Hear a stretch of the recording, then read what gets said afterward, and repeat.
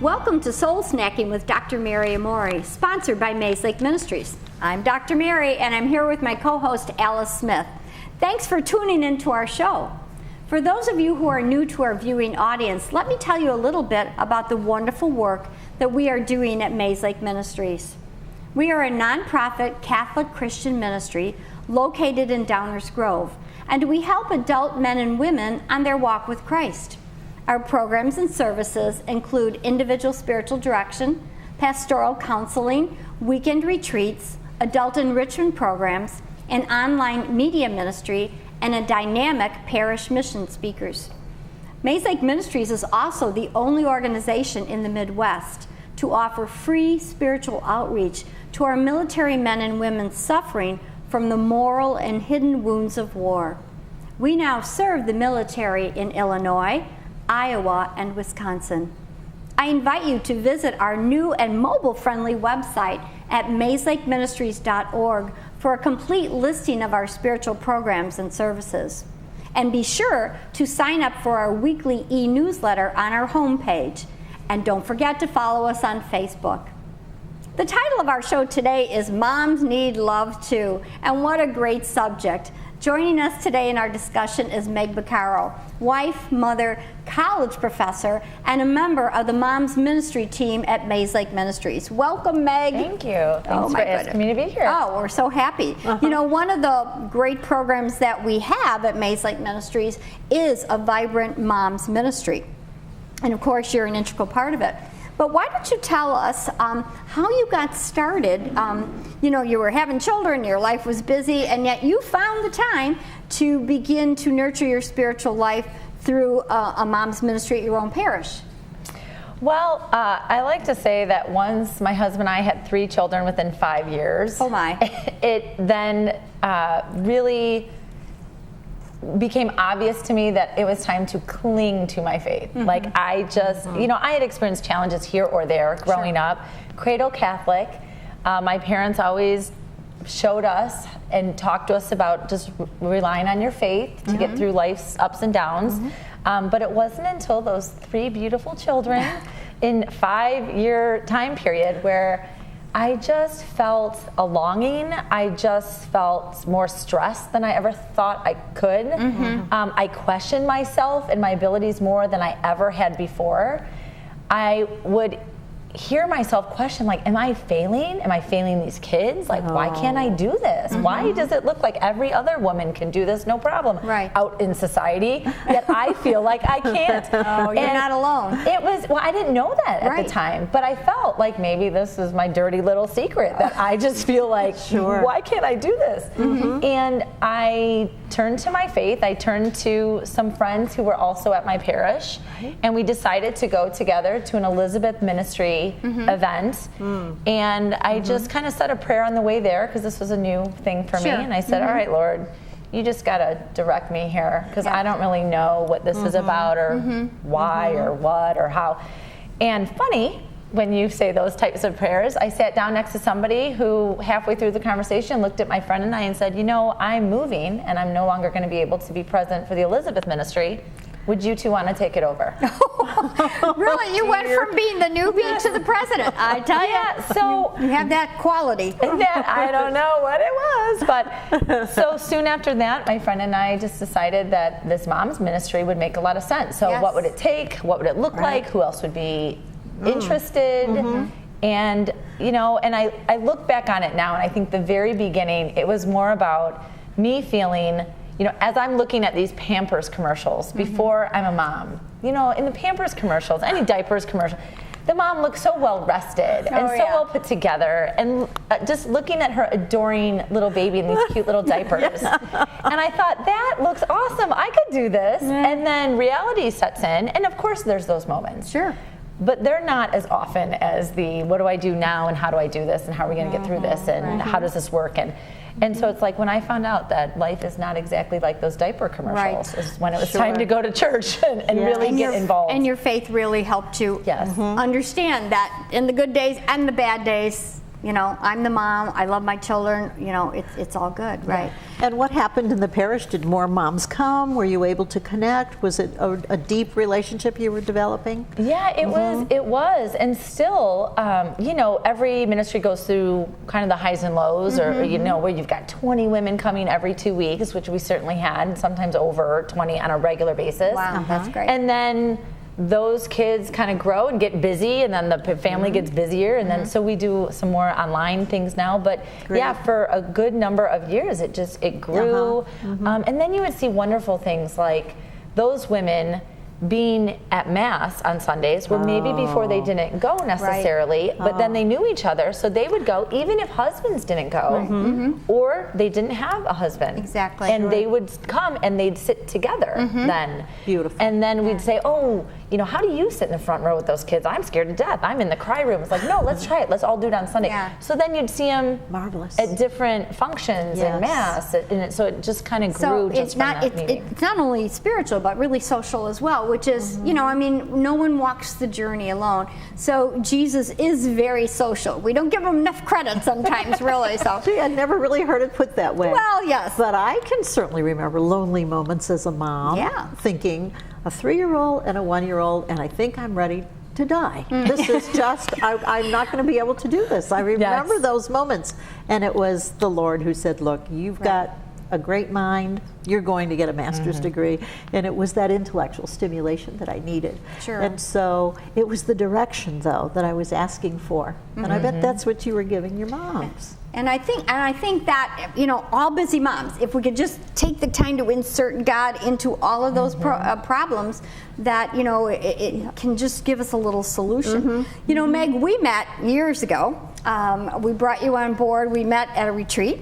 You gave a talk for us, but then we brought you on board to do this Mornings with Meg video series, which was really very popular. And, you know, we launched them every week, and moms that were busy could get the kids off to school and then pour their cup of coffee and watch these 4 or 5 minute inspirational videos. And they were lovely. And then we went into Lunches with Lauren in the second half of the year.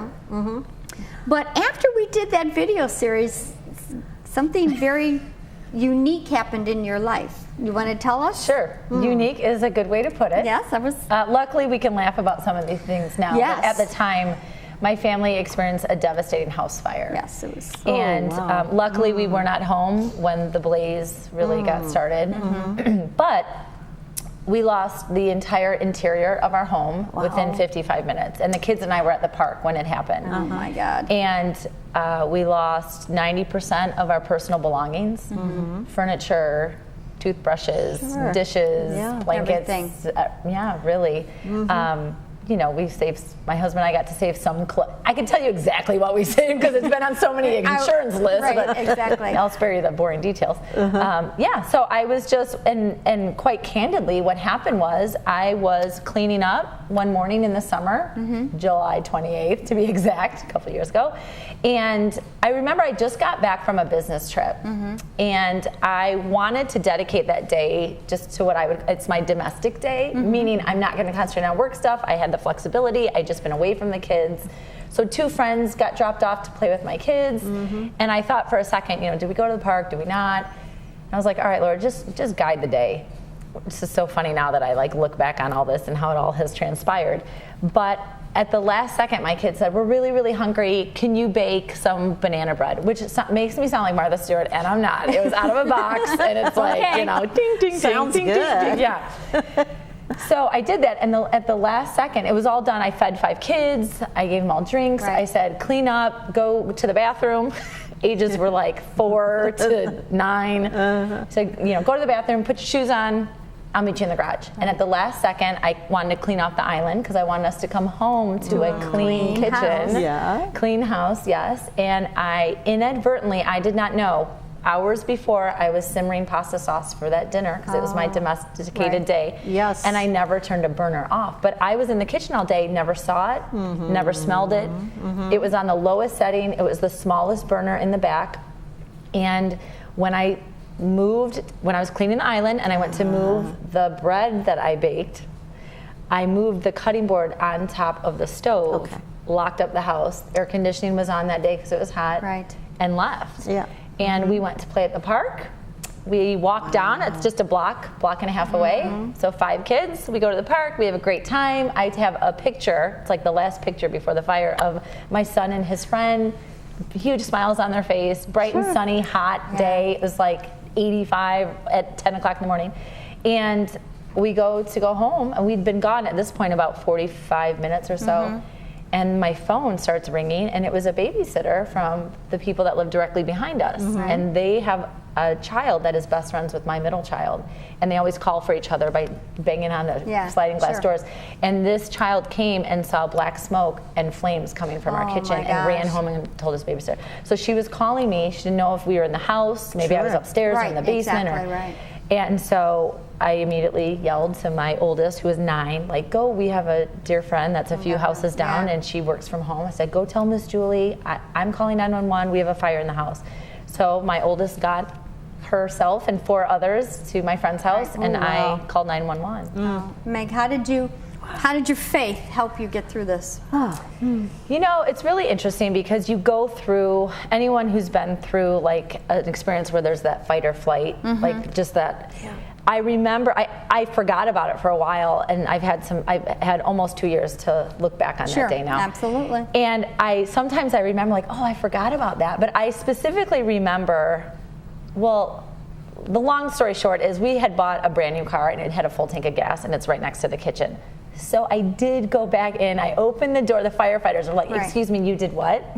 But I said, I felt the door, I knew it was cold. I said, no, you know, I get it. So I backed the car out. Once I backed the car out of the garage, there was nothing left for me to do. So I moved it a few houses down. I could hear the sirens. So I'm there by myself. My kids are safe. We had no pets at the time. And I could hear the sirens, the help was coming. I was just standing there, there was nothing, and for a split second, there was this really freeing feeling, knowing that everything that's really important is good. It's good. You got it. It's safe. Now, I don't know what's about to happen here. I know, but you know, and at that point, I thought, okay, thank you, and like, please be with the firefighters. Like, I don't know what else So again, to do. you brought God into that horrific situation, right? Well, and I guess once you do that here or there, then that becomes this habit, or that becomes it has to be. Even in the darkest moments, we've got to learn to bring, you know, God into it. And so what you were able to do, and Lauren Nelson, because she also suffered a fire, Lunches with Lauren, and it was just an amazing thing. Our 2 young mom ministers suffered fires in their houses within months of each other. So you were there for one another, which was great. But we were able to turn that experience into a Lenten video series for moms, again, called Rising from the Ashes. Excellent. You know, to be able to demonstrate to people, men and women really, that, you know, even when it looks like all is lost and all was lost, it's never all lost. It's never all lost. No, because God is eternal, and Jesus is always with us. I am amazed that you had that one, you said maybe an instant, and maybe it was more than an instant, feeling of freedom. Yeah. Peace. Yeah, in the midst of all that. In the midst of this crisis. Meg, so what do you, like, we've been talking about busy moms and how our lives can just go that way and that way and that way. So why do you think, tell our viewers why it's important, if they're busy moms, that it's good to take care of their spiritual life?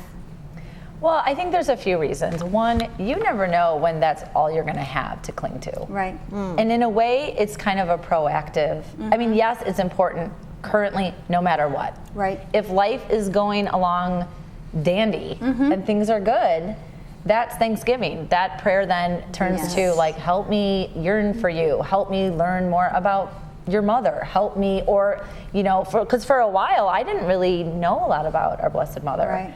And, you know, little things were being planted over the years. Funny how that happens. So that's one of the things I love about Christianity and Catholicism is there's always something else. Right. There's always something to learn. So true. That's so true. There's always tools. There's always the saints. There's always something. And so just, you know, yes, from a spiritual standpoint, but even from an intellectual standpoint, there's always something. And so you never run out of something. Yeah. But I think you never know when that's all you're going to need. So that's, you know, first and foremost. And I think secondly, there's not a day that goes by since I've been a mom that I don't need a little more peace in my life. Right.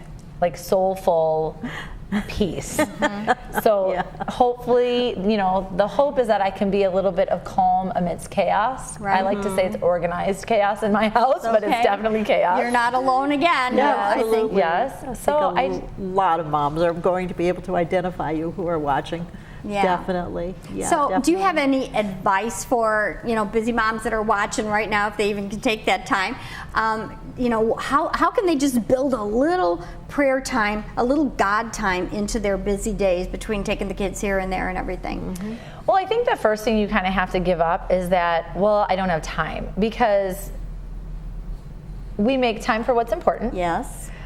But also prayer. If you look at prayer as any time you lift your heart and mind to God, you can do that while you're driving. You can do that while you are tying your kids' shoes. You can do that while you're doing laundry, brushing your teeth, going to the bathroom, showering. Sure. I mean, you can do that while you're doing something that you'd say you have to do. All doing your the dishes. acts of motherhood can become acts of service for your family done in the love of God. Yeah, Absolutely. Prayer on the go. Yeah. Absolutely. And I remember learning from some of the moms in the moms ministry that I was involved in, and when it was like, are you telling me, like we would joke, like now you're telling me I gotta pray 10 minutes a day of like sitting in silence and light a candle, and like how, I've got like an infant, a 3-year-old, a kindergartner that's on a school schedule, like I'm nursing during breakfast, my husband's coming down like, bye everybody, opening up the blinds.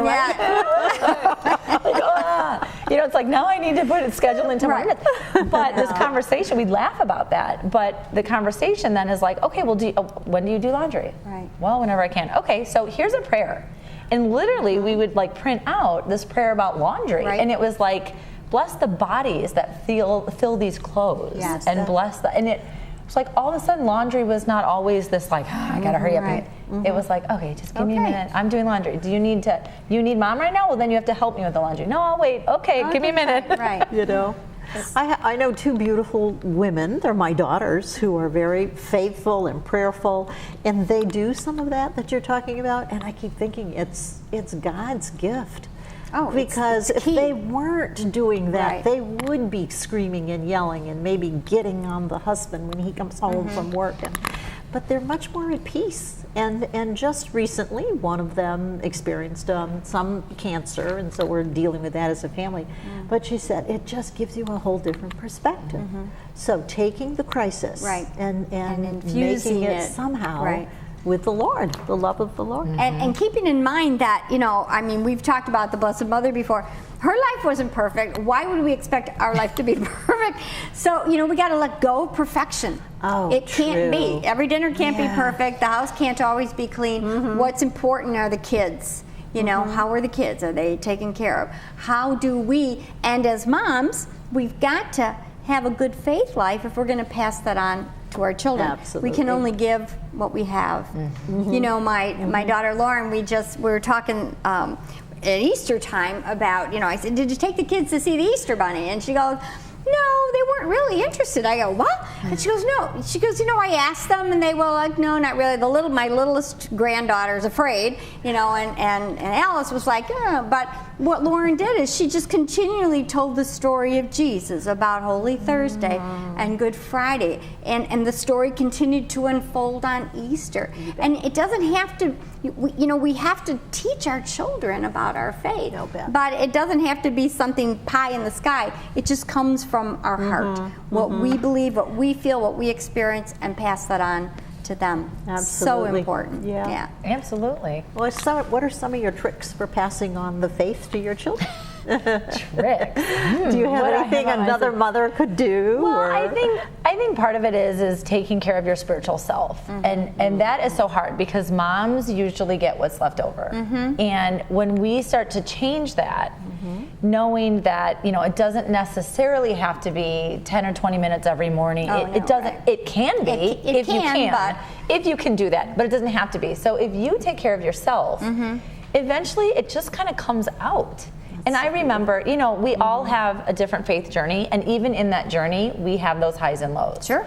And, where sometimes there's just more distance than you would like. And so I am no exception to that rule whatsoever. But I know at one point I felt very connected to Christ, and, I was involved in the Moms Ministry, and my children and I were driving, and we see this deer that's about to go on this really busy road in our town, like 4 lanes.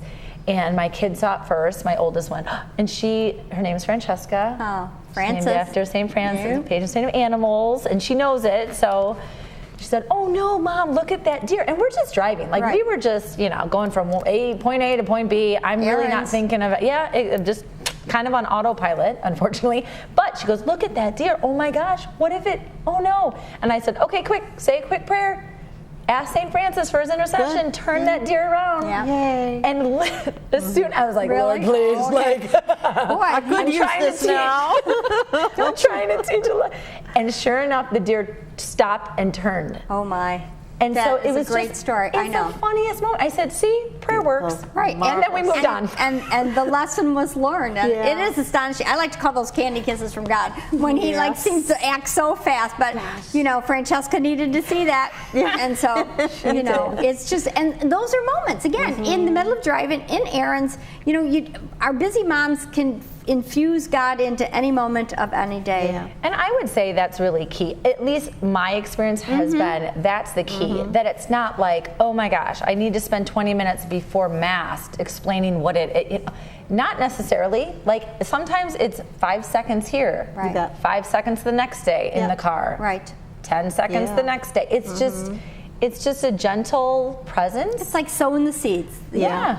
Moms are seed sowers. That's what we are. Sometimes the bag is full. Sometimes we have to go to the bottom. What have I got left? Not much. But anyway, right. We could talk about this topic forever, and we'll have to have you back because motherhood is just so wonderful. Absolutely. But our time is running short, and I would like to close with a prayer for all of the moms, all of the women that are out there, because whether you're a mom or not, we all nurture people in one way or another. So I'd like to place all of our moms, all of our women in the presence of the Lord. And we thank you, Creator God, for all women who nurture and care for those in their midst. Lord, bless these women with the grace they need to carry on each day in your name. Help them to feel precious in your eyes and to know that they are loved beyond comprehension. Give them your strength and courage, compassion and peace, and surround them with your love and protection. We ask this through Christ our Lord. Amen. That's a beautiful prayer, Thank Mary. you. Thank My you. friends, we have run out of time, but for more information on the wonderful Moms Ministry that we have at Mayslake Ministries, visit our website at mayslakeministries.org and follow us on Facebook. I'd like to take the moment to thank the villages of Addison and Downers Grove and Comcast Cable for the opportunity to bring soul snacking into your home. Hopefully something we said today will inspire you or nourish you on your spiritual journey. Remember, Mayslake Ministries is committed to helping you deepen your relationship with Jesus. Until next time, God bless.